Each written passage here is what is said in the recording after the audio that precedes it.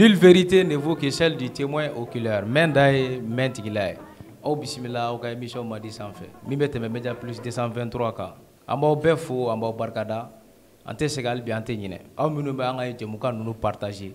Aw minu sigle me kofe kren ala anga tungaranke Guinée Équatoriale ana France. Amba ira la kana we nyongo fe ko anga klibawla. Bi anga munu na yalala. Andana bismillah mine anga cheba do fe. Ale join ale Mohamed Alamine Yunusa Ame Diko. Donc on a bismillah mine ale de fe ulada na. Monsieur Diko ambi fo ki barkada. Am bismillah la ive aga jabala la. Bonsoir. Nga Folvier Traoré. Nga foli be an lajɛ bagaw bɛɛ la bɛɛ an filɛ bagaw bɛɛ minnu be k'u ka forfait ta k'an lajɛ bɔlɔlɔ sanfɛ. En même temps nga foli be Média 223 baarakɛlaw bɛɛ. Ala k'aw bolo mɛn a baara la. Vraiment ala ka kɛ kunnawolo y'aw ye. En même temps nga foli be maliyɛnw bɛɛ minnu be diaspora la minnu be Mali la yan an'an ka RDC tɔndenw bɛɛ.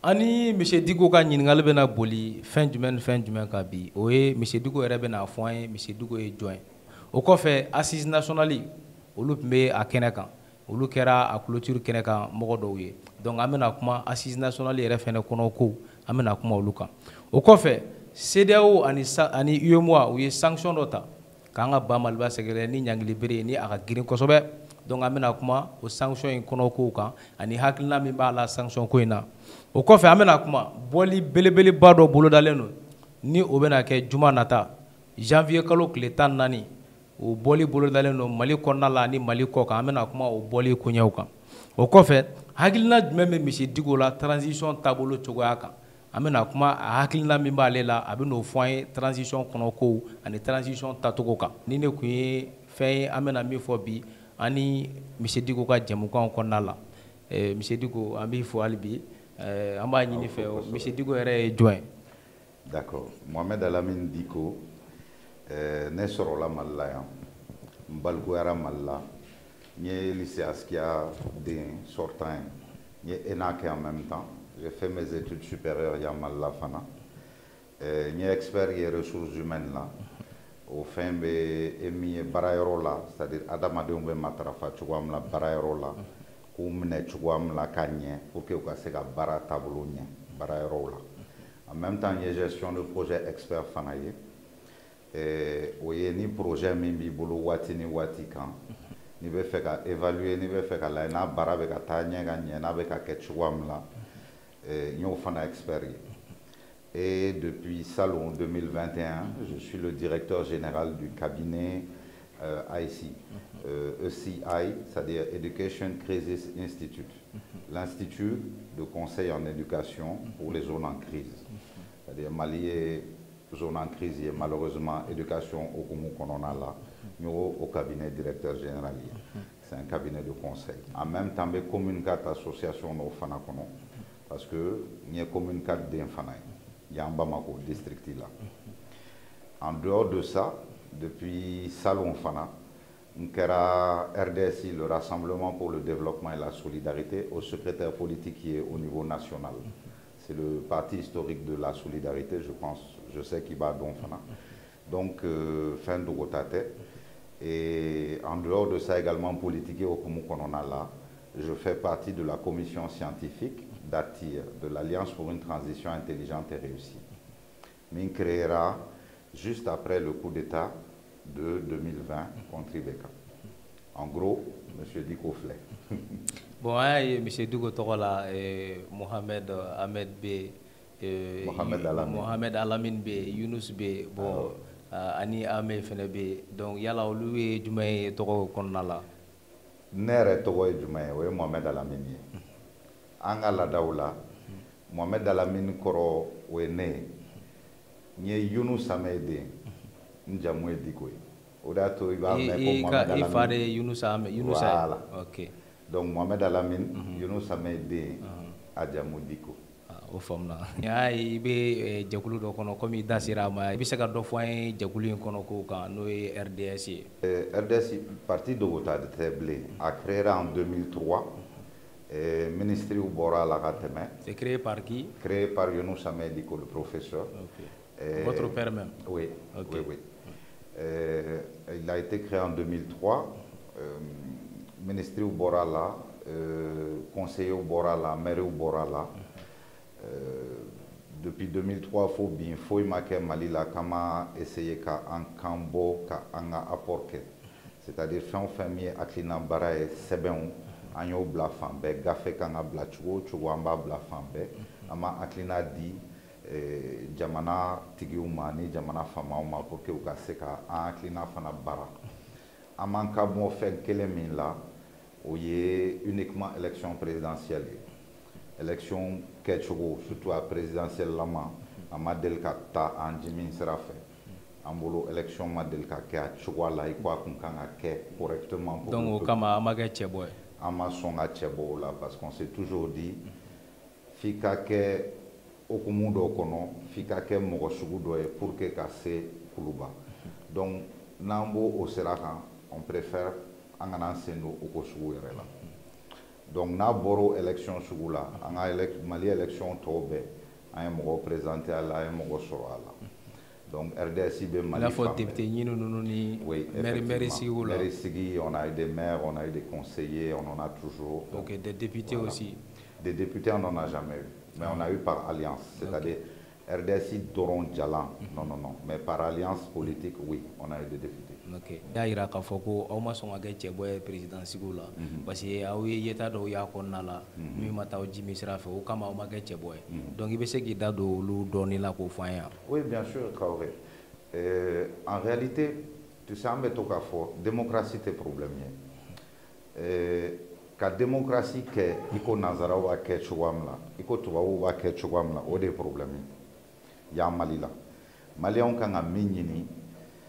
Ka système ni modèle dont ni mi malien de taille mi nanga la daw beta mi nanga tabolo beta mi nanga dîner au beta ala ka dîner ben religion wara ben o ben ka soro silama amase malila chrétien amase malila donc ni bede kanga jati ni bede kanga ta anga démocratie cadre kono ka an yɛrɛ ka modèle labo malheureusement nazaraw ka modèle sigilen Mali la 91 kɔfɛ mɔgɔ minnu nana fanga la u ye min ɲɛɲini c'est ka to o réseau sugu n'o hakilina sugu kɔnɔ o dun tɛ ko wɛrɛ ye soit i ni nazara ka di aw bɛ ɲini ka na kɛ balima ye soit wariko dɔ bɛ yen i bɛ ka mɔgɔw san i ni nazara ka jan ye o bɛ kɛ faso kɔ la ou bien o kɔni bɛ kɛ faso kɔ la puisque e tɛ nazara ye mun bɛ ka maliyɛnw sɔn Poutine ye bi la Vladimir Poutine Russie la président c'est qu'avec Russie ou kɛlɛ kɛ o ce n'est pas qu'avec Maliens ka kɛlɛ kɛ ou bien avec Chinois ka kɛlɛ kɛ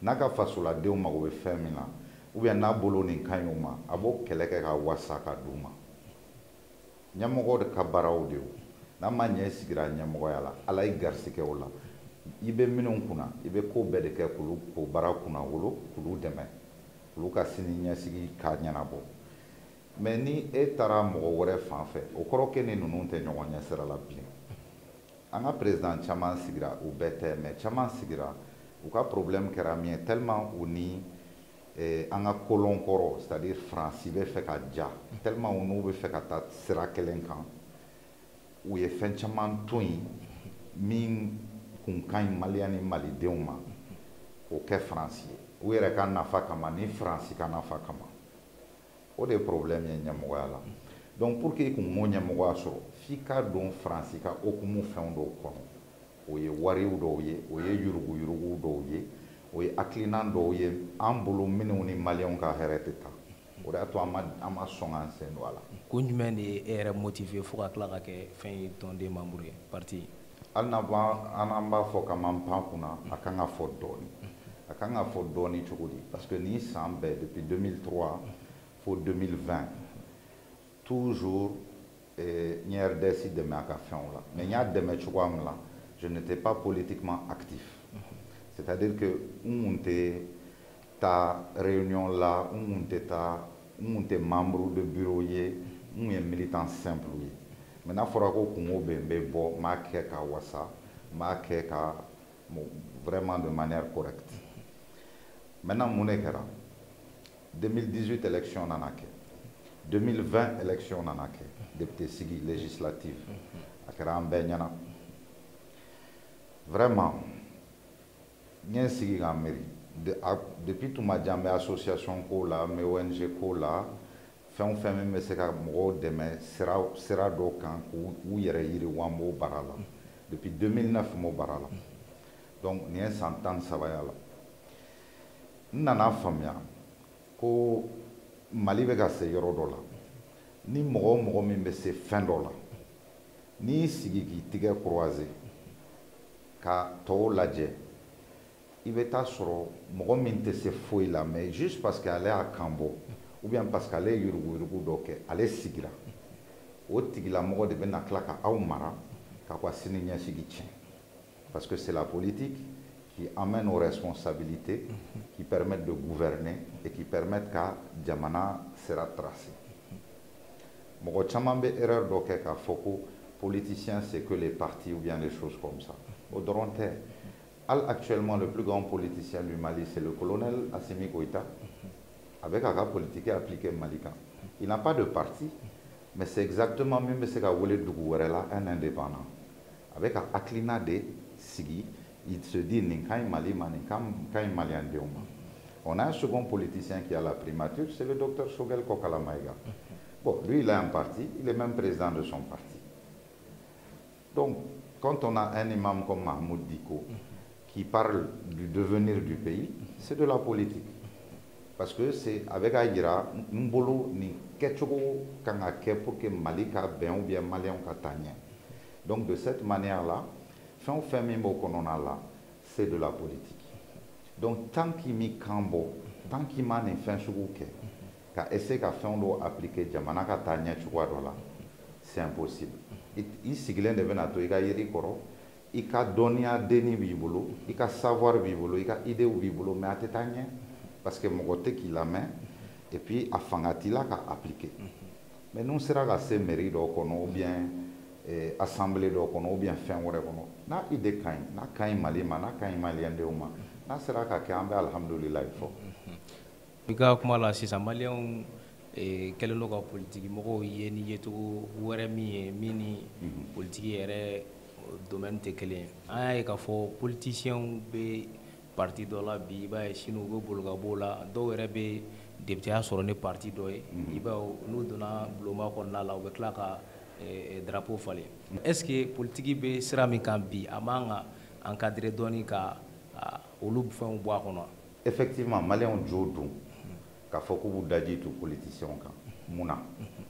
Ce n'est pas que politique man ɲi mɔgɔ min bɛ ka baara de kɛ o de tigi man ɲi. N y'a f'i ye cogoya min na Assimi est politicien, Shogel est politicien, Mahmoud Diko est politicien, Poutine est politicien, Mao est politicien. Fidel Castro est un politicien, ni bel politicien, mais politique est comme Marfa. Ni Traoré est Marfa ta sini ka banki attaqué, et Marfa inke ka tchenike. Mais ni a ta sini ka malidéon défend, ambi décoré ni médaille. Donc ce n'est pas que Marfa maï a utilisé baga ou des caïns ou bien ou des maïs. Ce n'est pas que politique maï. Depuis là où les politiques bé. Politique devait nous permettre de développer. Ali ka du kono ibe politique. Mais mogo mimbe ka politique kede. O de kan ou bien o de man. Ni san chaman temera. Politiciens de kume ye nyefe. O la fana me yoron do fié pour que anga se ka partager au camp. Politiciens be kume ye nyefe mais o kelen kunte faso kuntu kelen bolo. Mogo minun kunye Mali diriger. Maliens bolo politiciens d'Orondo. Non, c'est la classe dirigeante, l'élite dirigeante. C'est-à-dire tu as la classe politique et tu as la classe dirigeante. Mogobe la classe dirigeante et la classe politique fana donyon. Voilà. La classe politique, c'est un politicien non. Donc, Alpha Omar Konare Bola, Maribatrou Djabi Bola, Nebola, Anga Demseni Mogo Bola, c'est-à-dire Numsar Nununa Tobe. Ça, c'est la classe politique. Mais ce n'est pas la classe politique qui a dirigé le pays. Mais la classe dirigeante, c'était qui? C'était les politiciens, avec les militaires, avec les fonctionnaires, avec les religieux qui ont transformé les mosquées en QG de campagne, avec les commerçants qui ont financé les politiques et les campagnes, et avec même de mauvais citoyens, donc, ce n'est pas que le politicien a dirigé le Mali, c'est la classe dirigeante. Mais le politicien ne veut rien faire. C'est comme Nico Mali, Egliou, capitaine ne veut rien faire ou bien entraîneur. Mais c'est une équipe. Mais c'est-à-dire, dans tous les cas, il faut un responsable à la chose. Maintenant, c'est à nous, à la génération Kouraoufana, ce n'est pas que la génération Koro m'a fouillé, ou il fait un parce qu'en la politique Koro, là, nous avons le héros malien. Ça, c'est Modibo Keïta, le père fondateur. Qui peut dire qu'il était mauvais? C'était un bon politicien. Kayeri la politique d'Okaï. Un bébé tigre fait Modibo Keïta. C'est à nous de montrer maintenant que politiciens Koro, nous Kumbula, effectivement Kolon Kumbula. Et c'est à nous de montrer aussi que si c'est un jeune politicien, inclinant fallait na fait un fana bien ou un fait un baraquet ou un oreka. Enfin, les camps au prévu dit malien. Mais malien Jodon, il faut ah non politicien. Oui, parce que Yorubu mairie au kono terrain ferro à critique karatana fait un colon dont à boka sobo là, ça se comprend. Mais en des camps a prévu pour bosser ça. Au fana des cas 600 baraye malé pour un con. Car politique contrôlée, c'est très intéressant comme concept. Et nous, RDSI là, on est totalement pour ça. On n'est pas pour qu'un nombre de partis politiques limité. On n'est pas d'accord avec ça. Parce que Nioke, il attaquait frontalement mars 91 héritage là. Il attaquait martyriuka sacrifice là. Le parti politique c'est simple. Ne veut faire qu'à faire nos créens, à clina et nier, n'y mo gore au soroka franca. Make. Au corote connaît ta doron de tien. Mais tien a tien. Joe a tien. Donc, ton rêve sigi fana joworeka. Ou fana buka ton sigi, ils sont libres. Maintenant, ka yala, ika parti, ka papier bika saki kono. Ou bien bika mobli kofru kono. Ou bien sirilen ou ika moto kofelala. Eve fait ka jamana mara me ete se ka siège so. Mais exemple simple ou dima, anko kamene interview ke. Ni nga yoro jumenga no kaima. Angata RDC siège là ou bien actif siège là. Ainsi de suite, ainsi de suite. Siège ou B, sur Europe, quand on a qu'un mot là, et fait que Jamana Maraïte, c'est qu'à Euro d'Ota, Sony, Chongonan d'Ota, Waduru, ça veut dire que pour rêver comme toi, tu ne cherches pas le bien du peuple, toi, tu veux autre chose. Donc, les conditions de création d'un parti, au Kanga, tu as dit, ben, c'est qu'à Wouli, qu'il faut bomber parti. Non, pas juste statut et règlement, c'est-à-dire, fin ou Kanga Ninala. En même temps, l'autorité au Kanga Nyenika donne de temps en temps, ni parti de Mumbara de là. A d'aller ou d'aller mais sur de la voie ou de bara RR là. Donc, rapport d'activité Kanga dit. De temps en temps, il y a rapport d'activité dit autorité au Mans. Il m'a dit qu'un rapport d'activité dit. Il y a récipicé de barré. C'est tout. En même temps, le financement des partis. Il suffit, il y a un parti créé pour que financer. Au Mali, ici, nous sommes 218 partis politiques. On estime qu'il y en a peut-être 160, 180 actifs. Le financement des coins du c'est la formation des militants. Mais où les critères menés en compte, ce n'est pas de bons critères. Donc, aux critères, il faut réviser. En même temps, quand on a galère, c'est-à-dire, il y a une façon où on a des matins qui vont continuer. On est totalement d'accord avec ça. Mais la limitation des partis politiques, non, c'est inacceptable. Tant qu'on est en république et qu'on est en démocratie, ce n'est pas normal. Mais exemple d'Odima, en Chine, le chinois a parti parti Kononto de B, Traoré. Corée du Nord, il y a une dictature d'Andou, parti Saba de B. États-Unis, le parti Flabé, démocrate républicain. Ils sont plus de 80 partis. En France, il y a plus de 400 partis. Donc, le nombre de partis ne veut rien dire. C'est comme si on a un bogadjo, ko check me barono. Il veut être sur 12 temps mi flène, 12 mi flène, check tambe mingono, olu bɛ min lamaga u ka farini nin kɛmɛ. Au femme là, donc il y a un parti divisé, loyauté, effort et solidarité. Donc il se fait au division. La loyauté, avant tout, envers le parti et envers la nation malienne. C'est-à-dire que un bolo, ni sera ka garsike donné ni fin là. En même temps, ils sont un parti ka acclinama. Il faut savoir être loyal. Un être humain est loyal de base. En Bébangera, on doit être loyal envers nos pères, envers nos mères. Et personnellement, moi je suis musulman, je dois être loyal envers Dieu et le prophète, paix, salut soit sur lui. D'autres personnes sont loyales envers d'autres choses. Mais la loyauté, quand un homme n'a pas de loyauté, il n'a pas de repère, il n'a pas de conviction. C'est la loyauté, le manque de loyauté.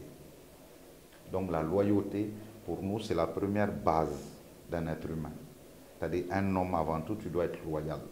C'est-à-dire Ali Idalakan, Ikumakan ya dit, au loyauté il ne va pas ni bika fumakan sabati.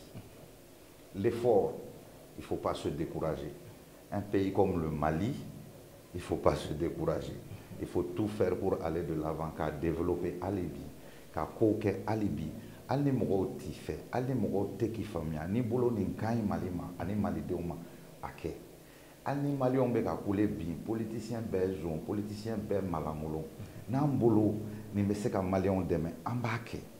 Parce que an bolo ala an garsike ni min dama, ko donia fitini min be nap se ka minye ambake. Ali ni jama banendo ambake.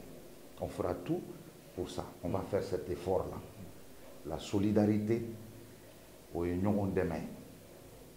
pense également au RDS que Mali jamana sugu la Malion be cogo amla antena tanye ni ñogon demete ani ñogon mine.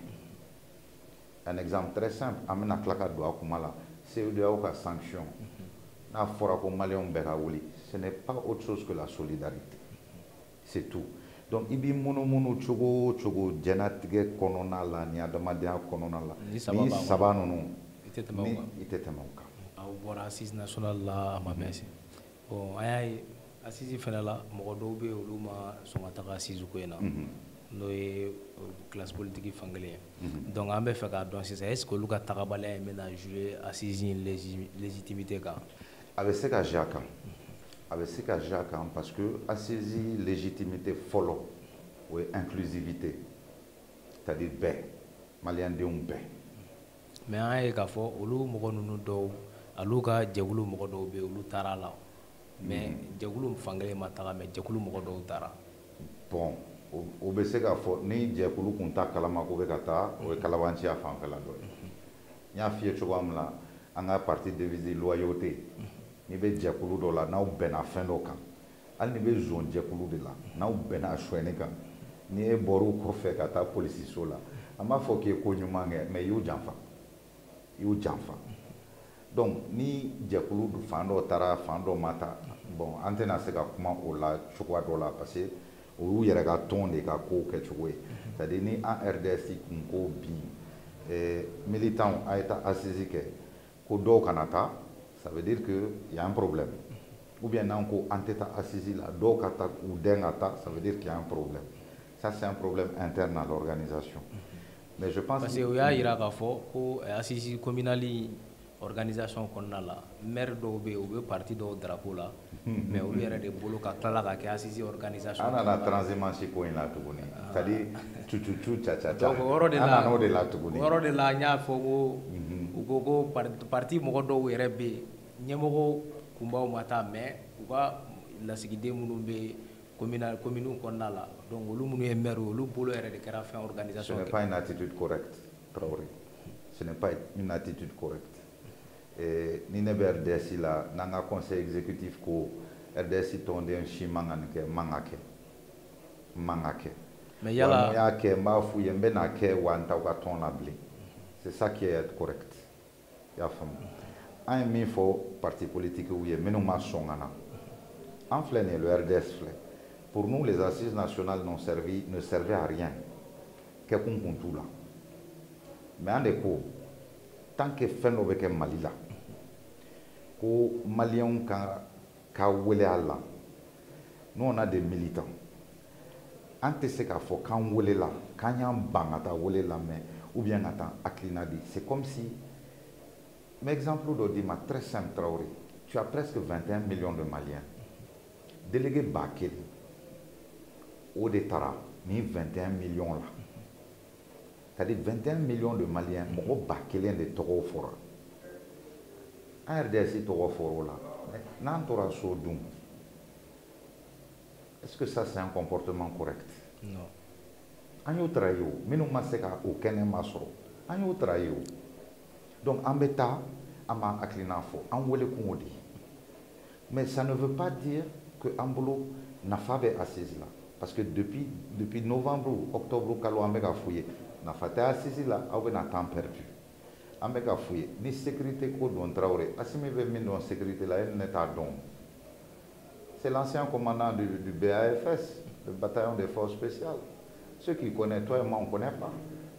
Ni accord d'Alger Kodon, Sougel Bemino, il a fait un livre de 800 pages ou bien de 500 pages. Il connaît, non? Ah bah donc, ils ont des experts, ils savent tous que, par exemple, la vie est plus chère que Souda Gelera, Nassomote Bolikeblé, au fait une position béton qui sait comme on fera que 3 heures du matin. Où va donc Mali problème ils connaissent. Maintenant il y a fouillé au farati. Ni kana aukana ni que manipulation doit ou ya aukana que fin doit juste pour pouvoir dire le peuple dit qu'il faut prolonger la transition. Mais peu importe. C'est-à-dire il y a fié chouamla. Neni eka kuma kama ben fin lokan. Okorote kanye nyogon juguyo. Nous ne sommes pas ennemis, nous sommes adversaires. En clina de tikele. Mais au korote ko faso te jona nan flabeka barayo. Faso kanga joni faso la deumbe. Donc ni toraso. Anyo de fo parti politique oui. Awka toso. Amana wa militant kanfo kenekan. Vous avez trahi les militants, vous avez trahi le reste des Maliens. Donc il faut venir, il faut être là, il faut participer. Mais nous toraso. Nous quand même chacun, Benaka Jodo, mais c'est une erreur. Il n'aurait pas dû le faire. Et effectivement, avec Donbo assise légitimité là, parce que Alnimo Kelema Songana, au Baïrako Bemana. Donc, moi, je suis avec ce café. Non, Bemana. Donc, c'est un peu malien bête. Si ça amène à dos, c'est d'avoir sanction qu'on a là. En UEMOA, oui, sanction ta Mali Ségré. Donc il y a la clé mais au loco nous là. Tu sais ni Ségré gâte mais Samolo là Toriba daji to atasoro. Nyo nyogonari. C'est de où frontière d'atu. Ou c'est la frontière du Mandatu. Déjà où ka gafé kono ou fanga tout là. On est marié à tout là. C'est illégal ce qu'ils ont fait. Comme on a Kenyon fait ou Morofla, on est Djagoulou. On a Kenyon fait. Zonte ce qu'ils ont fait. On est moi. Zombe ce qu'ils ont fait. Ou organiser Katamoko braquet. Zombe ou planer n'ont fait. Ou y minke ou benaka. Choubara tondo. Choubara ou ce qu'ils ont fait à Diagamodu. Mais Mali est famille au tenase ko duni. Que duni nkele. Abeta kouda. Ou ma décision tade. Il va keto kuma la mika kuma la clé au yoro la il va keto kuma chogola akana dekila ou ma décision ta Francis de décision ta ou ya appliqué ma décision ta donc décision in bora Francis ni bora Francis doron mogo mimba mago be farafina nyatagala mais est-ce que Francis be sedao degulu konnala non, attends qu'on a là, mais c'est de où aller de Camarala. Mais aller à la Yinibe, la Walia, c'est d'où qu'on a sur l'État. Bien sûr, Traoré. Ni n'était balo kasoro était. Ne murutika gele bolode. An attaque fin follow min la ere. Parce que rebe balo. Fin follow ere o sefai. RDC la yan san joli ambe ka foni fin o fin ambe fe ka fin min ke. Tant que on a ces femmes en position là, on te sait qu'à chiquer. On te sait qu'à chiquer. Ni ko bien ni Malika ketan. Et Francis devait que c'est pas garanti. On me sait qu'à n'y avoir la Guinée fait au-delà. mɔgɔ si t'u ka wari garanti hali ni wari ma a ka fɛgɛn hali n'a man girin d'accord o bɛɛ ye kuma wɛrɛ mais u ka wari y'u yɛrɛ ka wari n'a y'u diya bi a bɛ ta n'a y'u diya sini a bɛ ta an dun filɛ nin ye différence min b'an ni Laginɛ cɛ nɛrɛma in b'an bolo jaune in b'an bolo sanu in b'an bolo u bɛ bolila u nɔfɛ l'avenir du monde dans 20 ans Faransi ɲɛ b'o de la an ka zone la o ye lithium ye o ye pétrole ye o ye sanu ye on a même du diamant et de l'uranium i bɛ ampoule 3 bɛ mɛnɛ Faransi kelen bɛ mɛnɛ ni an ka zone uranium ye o bɛ min bɔ Niger u tɛ se k'o yɔrɔ to yen tan c'est-à-dire n'i ye Mali bɔ Faransi bolo u bɛ sa de donc u ɲɛ b'u ka saya la ou bien e ka balo la u bɛ ko bɛɛ kɛ k'i ɲangi CEDEAO tɛ foyi ye c'est-à-dire u ye min kɛ tan CEDEAO créera min kama u y'a tiɲɛ complètement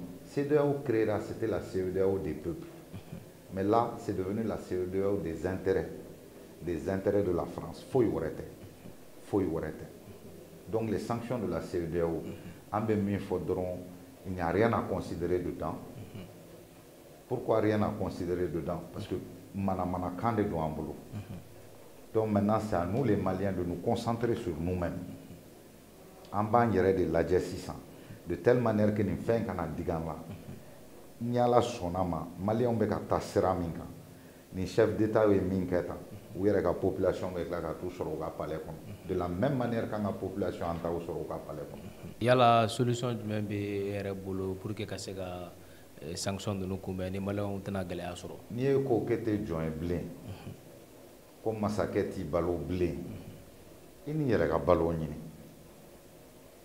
a kɛra cogo o cogo i bɛ sɛgɛn dɔɔni i bɛ sɛgɛn dɔɔni n tɛ ka kojugu kisi an ma dɛ n y'a f'i ye cogoya min na nin kuma daminɛ la ne sigilen bɛ Mali de la n ka denbaya bɛ yan de n'a gɛlɛyara a gɛlɛyara an bɛɛ de n'a tiɲɛna a tiɲɛna ne yɛrɛ de c'est-à-dire hali n'u hakili tɛ Maliens tɔw yɛrɛ la hali n'u ye ɲɛngo ye k'u hakili bɛ n kelen pe de la ni n ka denbaya a bɛ tiɲɛ ne fana ye o n tɛ Ala deli o la mais n'i ko ka ban k'e de b'i ka liberté nɔfɛ k'e de bɛ bɔ position dɔ la ka don position dɔ la o siranin i b'a taama dɛ i b'a taama an RDS la an kɔni appel min lancé Maliens bɛɛ wa an bɛ k'o lancé depuis 2020 août bɛɛ ka tugu transition in nɔfɛ k'a dɛmɛ n m'a fɔ bɛɛ ka tugu transition mɔgɔw nɔfɛ parce que an tɛ mɔgɔ si ka fans club ye an tɛ Assimi ka club de soutien an tɛ Choguel ka club de soutien an kun tɛ Bandaw ta ye an kun tɛ Mokhtar Wane ta ye an ye Mali de club de soutien sini i bɛ e Traoré sigi Assimi nɔ la an bɛ transition in soutenir o cogoya kelen la an b'an ka rapport trimestriel di ça veut dire aw ta tɛ mɔgɔ ko ye non an mago tɛ mɔgɔ la Assimi y'a dɔn ye a ma dɔn ye Choguel y'a dɔn ye a ma dɔn ye an mago t'o la an bolo min ka ɲi Mali la Mali bolo an b'o f'i ye wa an bolo n'i bɛ ka ko kolon kɛ an b'a f'i ye on remet des rapports trimestriels an bɛ jɛkuluba min na ATIR an yɛrɛ bɛ min siège la bi an bɛna tila ka kuma ale kan an b'o fɛnw kɛ o c'est-à-dire ce n'est pas que i ka d'an ye i man d'an ye non hali ni Assimi kun ka di ne ye ko n ka sa n'a bɛ ka ko kolon kɛ Mali la a bɛ fɔ a ye o parce que a ka dɔgɔ Mali Congo kɔrɔ donc Maliens ka transition de soutenu o nin processus in an ma fɔ u ka adamaden la n'u bɛ fili la fana a ka f'u ye a ye nin yɔrɔ la kɛ n'u bɛ ko ɲuman min na o tɛgɛrɛ ka f'u ye ko encourager parce que an de ka nafa b'a kan il faut supporter la transition soutenir an k'an cɛsiri n'an y'an tɛgɛ di ɲɔgɔn ma nin sanction ninnu dɔɔni bɛ k'an la dɛ mais a bɛ fo.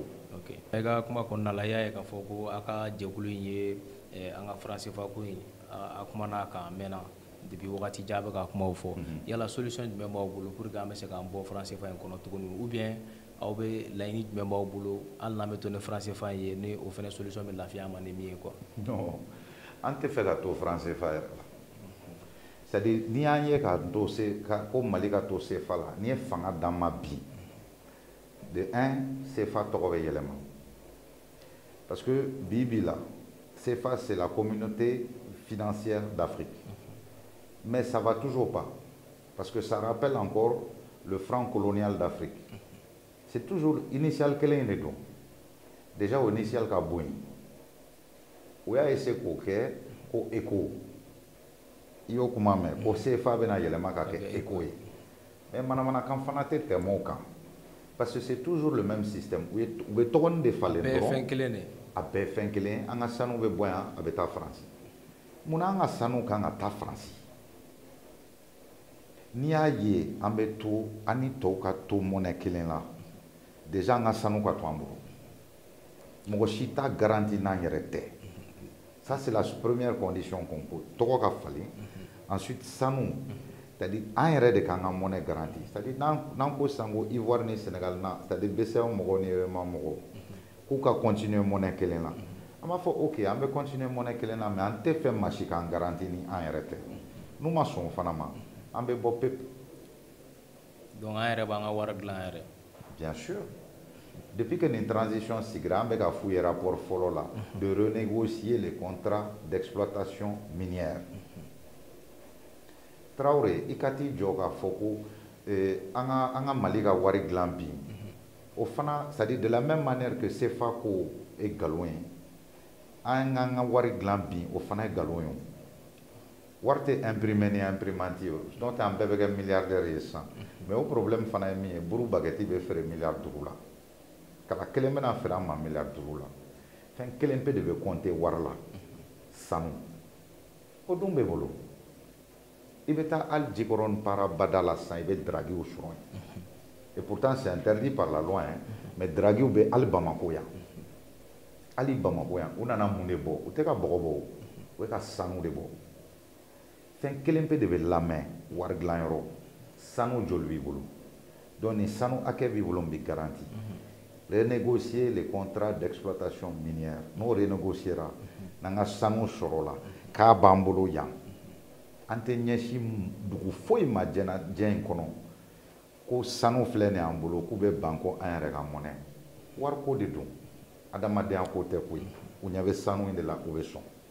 donc sanu in de y'aw ka solution ye. sanu de ye solution ye pour l'argent wari la k'an yɛrɛ ka wari dilan. a bɛ alliance jɛkulu dɔ kɔnɔna la min kɛlen don ka transition bɛ se ka kɛ cogo ɲɛ cogo min n'o alliance ye alliance yɛrɛ kɔnɔ kow bɛ cogo di ou bien a ka jɛkulu ni jɛkulu nana ɲɔgɔn sɔrɔ alliance la cogo di. coup d'état kɛlen le 18 août 2020 c'est-à-dire an y'a jati an ye fɛn fɔlɔ dɔ jati dɔw sigilen don k'u tigɛ don u yɛrɛ kɔnɔ dɔw bɛ ka ala deli transition in ka tiɲɛ dɔw fana bɛ ka ala deli transition ka ɲɛ mais pour que u ka poste sɔrɔ pour que transition k'u financer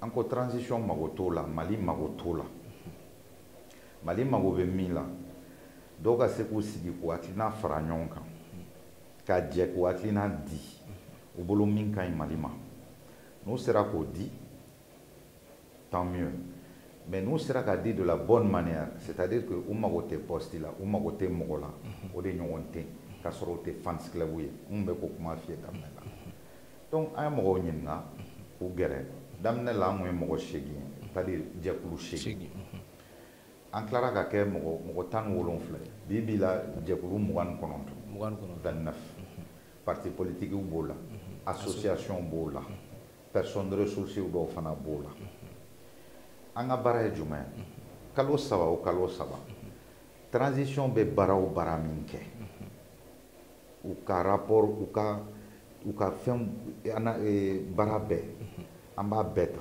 ka analyser a dɔgɔyalenba i bɛ taa sɔrɔ page 800 page 1000 an b'o ta an b'o bɛɛ analyser kelen loi décret u ye nin kɛ yan bi u ye nin kɛ yan sini u ye foraji bila yan ni fɛn sugu ninnu ani décret c'est-à-dire fɛn denni ninnu minnu tɛ jate kosɛbɛ ani décret ni loi minnu bɛ jate kosɛbɛ min bɛ tɛmɛ CNT fɛ nin bɛɛ an b'a bɛɛ lakɔlɔsi k'a bɛɛ analyser an bɛ rapport trimestriel dɔ kɛ o rapport tɔgɔ ko le rapport d'analyse méthodique intelligente c'est AMI donc AMI 1 2 3 4 an bɛ 5 de la sisan a conclusion bɛɛ la an b'a f'u ye transition mɔgɔ aw ye nin baara in kɛ k'a ɲɛ c'est très bien félicitations mais attention aw bɛ ka nin Ni. C'est très mauvais. Donc, ni ma ya bo fo. Amba befo. Ni mi kain abo fena. Amba befo. Fans club dun te se ko ke. Ora to ya fie ante mo ka fans club wa ante fe ka kai. Ni bi yere nyen nga fana parce que mo chama bolo oui, na be femme supporter war de bedi. Je te dis mogo me transition autorité là ni be se ga nyen nga wonyen nga nuka dorome dira attirement. Il faut ne siège mi mono bi. En cotisation de do. Jakulu mugan kolonton nunu. Kalo be wardobo. Parti politique be dobo, association be dobo, personne de ressources be dobo, ni bede be franyonga, siège be loué, nankanga activité minke embarqué. À une conférence de presse ou que Covid là, kanani expert ou ye pour faire un coup là. Par exemple, Covid là, un fo état. Na ko Covid ko est que c'est une menace, c'est un gros problème. La transition, c'est que le Covid est tien. On m'a délicat faut qu'il y ait froid Covid vaccin sans des Maliens. A bella va au tigre jandi, il faut délicat là où des mendiants, pour donner nous les vaccins, on va vacciner notre peuple. Na ko banajugu don, ko Maliens ga saya be voilà. Ay war do bois ko anga do sa anga Maliens vacciné. Ça c'est un exemple pour te dire quand tu es serein, tu tiens faux. Donc, il faut transition, mais il y a des lits d'abla, il y a des grébouillas d'abla pour vaccin. Là où il y a le Covid est danger pour les Maliens. Ata, il y a un vaccin. À 100. On va dire effectivement que c'est bon. Il y a des gens qui sont donc, il y a des vaccin. C'est un exemple parmi tant d'autres. On a fait un rapport au Conon, ainsi de suite. Donc, on n'a rien à... C'est-à-dire, notre organisation, elle est propre, honnête. Et une fois par mois, le rapport financier est fait quand il y a un président et fait un fonds de kataïrom là, mais kake bara wari ou la bara mais nous kake war fana. Aka jegulu fene ñongona wora be no ya alliance bon ay aka niya jegulu to ko kala iba ka fo la yini nunu be fenkele. Bon, en Dumba, nous te kabara ke ñoo fe yalla mu ne nana no we déjà bi akli jigi fenno la mo be to ganyina minko atir folo de sigira atir folo de sigira mais olu munu fene be olu nana ko fe dans tous les cas mais anolu cela be jogodi anu cela on collabore avec toute personne qui veut collaborer avec nous au fana de do mais dès que on voit que tu es fans club ça nous intéresse pas c'est-à-dire, un exemple simple de dire, ni ebolo technologie de France bolo. Ko France be se ka no ke Mali la, ka kain malien ma. Ka te mo gore bolo jengono. Mais France ka no ke. Na kanya ma wena ke. Ça c'est pour te dire que on est par exemple, ça veut pas dire que il veut ça France mais tu as objectivement il va donner fin quand. Donc, il va te dire la mort pour que vous caquez. Mais si tu n'es pas objectif, il te sait où. Ou bien, il va français non fait tout là. Il fait un cas malien boulot. Il te n'a main français. Donc, nous, on ne peut pas collaborer avec des gens qui, par exemple, prennent l'argent de quelqu'un ou bien veulent que quelqu'un leur donne l'argent. Quand tu as fouillé, non, il est mis là, il n'y a pas. C'est-à-dire, il y a borin et des bénas. Non. Car ça est à la madine de où il y a une cas quand même, il fait là, nous n'avons pas son fort. Donc, mon amant est resté en fait barala. Ma faut que bébé temps, mais jusqu'à présent, en effet, on fait mes cigares comment on voit que à nous te sega comment parce qu'à n'en ko kama tien fort, à nous te sega barake, kama tien fort ko ni yoromai.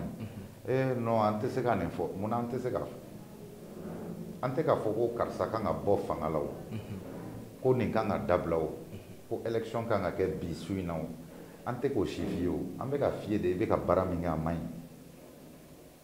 no tien fort de be na e ka fait un bali était na soma mais ante sika bon parce qu'en bolo c'est ça qui est bon pour les Maliens ga jagulin konna la comme ko aw jamagulu mugan konontone ba kono bi yalla esiga be sona ka ta sigi ka foyena oui attir yere invité raw un représentant chiteta foila na ni jekulu président ma animariadi c'est-à-dire c'est comme il y a fait RDS la loyauté Et Atir Tara Assisi là.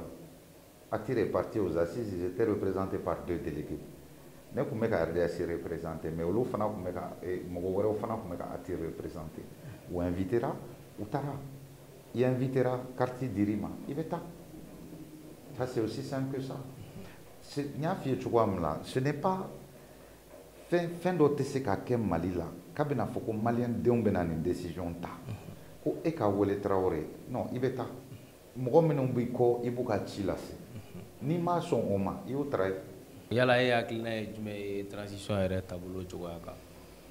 Bon, à tabolo, déjà il faut que, comment une belle, il faut qu'on résume ça. Premièrement, RDSIB soutient inconditionnel de transition. Atir Fana avait soutien inconditionnel de transition. Je dis bien, je répète, transition, processus. En kanté Moroma. Il y a mis forcé de aucun. Malien a spécialité dans la particularité de Oye. C'est-à-dire, Traoré neni e bena keleke 600 be dala mangan ke ka fɛn bɛɛ kɛ. Dɔ bena jɔ da la k'a fɔ k'a bɛ baga an dɔ la kelen fila ma dunan dɔ neni e bɛ ɲɔgɔn tigɛ minɛ an b'a tigi kɛlɛ. N'an tilara ale la an bɛ tila k'an ka kɛlɛ kɛ. Mali position ni transition b'o cogoya de la. Danger min bɛ ka bɔ kɛnɛma an ka jɛ ko kunbɛn fɔlɔ. Mais o kɔrɔ tɛ ko transition taabolo ka ɲi dɛ. O kɔrɔ t'o ye dɛ. O tiɲɛ bɛ fɔ an ka kɔnɔna mɔgɔw ma. Kalo 18 bɛna ban. An évoluera jumɛn la? An évoluera sécurité de la. Armement, dotation. A tɔ la an évoluera mun de la? N bɛ hakili jigin. Le colonel Assimi, le président, où est Fangata Dome là, on va remettre au plus vite le pouvoir aux civils. 9 mois après, rectification. Pendant ces 9 mois, il y a un décès depuis Ouati, il y a M5 Mogo, il y a Mogo, il y a une transition soutenue au Baraké. Plus en temps perdu, plus sous tes Baraké. Ouati Doumekateme. Au Barabé Djora. Mais assise nationale, c'est au de fora. Ko oui, ko non barate ko assisi. Assisi fana nanake. Au 5 ans fana avec la kata fo kenema. Un Malien on m'a donné à la follow. On n'est pas content de ça. Donc, à fond, Malien de à la ligne. Malien de co transition là qu'on propose entre 6 mois et 5 ans. Et qu'à compter, il y a mobile compteur, ça fait 220, mais ça ne veut pas dire qu'il y a 220 qui sont sous le compte. Au cours de 5 ans, il y a un compteur maximum de 220 km/h. Mais au cours de 5 ans, d'autres qui veulent 5 ans. D'autres qui veulent 4 ans. Un erreur de caloro fo. N'erreur de caloro fo. Mais vraiment caloro fo ni n'était sale kono. N'erreur de caloro fo. Pour nous, 6 mois sont suffisants. Mouroué sans droufo. Mais moi, chaman, oui, il faut 100 100 flas, 100 sabat. Majorité Torah ou de Kononala. Donc, depuis au là, on a une majorité à Clinafo. On a senté na fakara Djoumaïsa. C'est notre assemblée. Pourquoi on a une senté fait? Pourquoi on a une senté là qui fait bon? On a fait qu'à 100 drouke. On a fait qu'à 100 mouranke ça. Pourquoi on m'a te senté? Donc c'est un dégât à valider. C'est un dégât au moment assemblée Traoré. C'est vrai. N'a pas du même bout la sang. Oui, elle fait négà gira c'est d'un mot là qu'on n'a pas te senté là. Ou qu'a presseli ou y'en a senté la gauche. Ou qu'a presseli fana gira ko et à l'intérieur même en Bénin. Du coup, il faut faire un m'attendre parce qu'il va y rouler des cas au Bénin. Ou vous pensez un peu qu'on a kata sandurudi. Donc, on peut kata 100 fla. Mais mon nana ni 100 fla quoi. Il faut dire assimina ga mogo nyinga. Mais effectivement, la question est bonne. Au moins 100 ça va nous tourner de. C'est-à-dire, Malien chaman beka erreur minke. Transition n'est pas égale à refondation, Traoré. La refondation va faire 20 ans, 50 ans, 100 ans. Peut-être que enine deun ereta nafado. En mode on devait nado. Mais la refondation, la transition ne peut pas faire la refondation. Ou be basi de sigi, ou be fin follow de sigi. Kabouin. Maintenant, ordre constitutionnel be na no la, pouvoir stable do be na no la, une transition frontière fanga de do. A togo yɛrɛ b'a bɛɛ fɔ ka ban. Frontière fanga. Fanga tɛ koyi. Frontière fanga. U bɛ fɛnw sigi, u bɛ taa. Fanga basigilen bɛ. O faamuna sisan an bɛna kuma an ka jɛmukan kuma laban kan ni o ye bɔliba dɔ bolodalen don Tarawele bɛɛ ka bɔ. Bɛɛ ka bɔ ka an filɛbagaw ladɔnniya e ni ne sigilen filɛ nin yan mɔgɔ wɛrɛw sigilen bɛ sali wɛrɛw kɔnɔ an bɛ yɔrɔ min na u bɛ k'o bɔli labɛn bɛɛ ka bɔ mɔgɔ ko tɛ ni sogɛli man di ye kana bɔ sogɛli kɔsɔn ni asimi man di ye kana bɔ asimi kɔsɔn ni i bɛ sa i bɛ ka de nɔfɛ kana bɔ ko ninnu ye i bɛ ka bon ye ni tireta de ka di ye kana bɔ o kɔsɔn ni sumɛyilu de ka di ye kana bɔ o kɔsɔn n'i bɔra o kɔsɔn maliyɛndenw ma yafa i ma n'i ma bɔ o kɔsɔn fana maliyɛndenw ma yafa i ma n'i bɔra mɔgɔ ko la n'i ma bɔ mɔgɔ ko la an tɛ yafa i ma bɔ Mali ko la n'i bɔra ko Buye Serif an ma yafa i ma bɔ Mali ko la a yira kɛnɛma mɔgɔw la ko mɔgɔ tɛ se ka tulonkɛ an la wa an b'o taabolo de kan an hakilina an bɛ n'o de kɛ a y'u ja a m'u ja an bɛ n'o de kɛ maliyɛnw ka bɔ musow denw cɛw baliku bɛɛ ka bɔ hali ni bɛ burusi fin kɔnɔ ka mɔgɔ 5 don a ye bɔ k'aw jɔ o bɛɛ ye dɔ ye ani an ka kɔkannamɔgɔw u bɛɛ ka bɔ an ye fɛn fɔ an ka mɔgɔw bɛɛ ye an ka militanw bɛɛ ye sini u ye juma seli dɔrɔn bɛɛ ka bɔ depuis Canada États-Unis Congo Sénégal Abidjan Niger Tchad France Espagne fan bɛɛ Arabie Saoudite an y'a fɔ an ka mɔgɔw bɛɛ ye Mali fana bɛɛ kɔnɔ bɛɛ ka bɔ mɔgɔ ko tɛ n'i bɔra fana ko an RDS de y'i labɔ an ma yafa i ma i bɛ bɔ de ko Mali a jira kɛnɛma mɔgɔw la juguw la k'u tɛ se ka fɛn k'an na o dɔrɔn.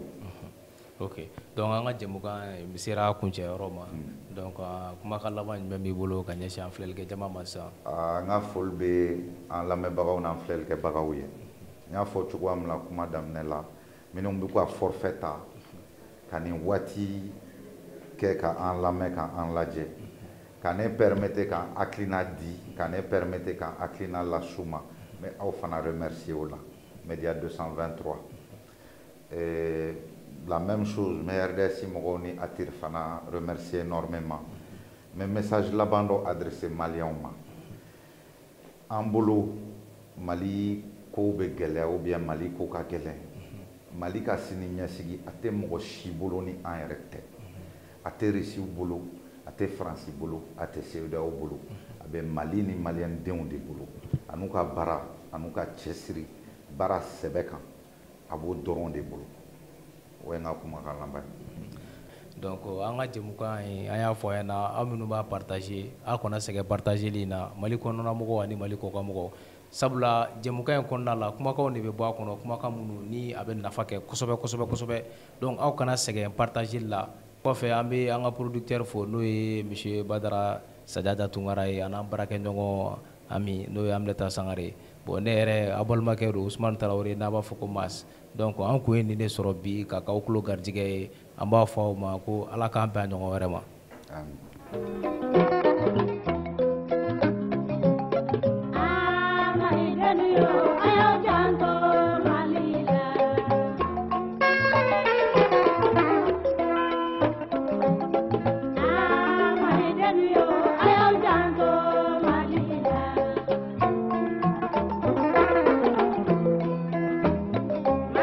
Jamana,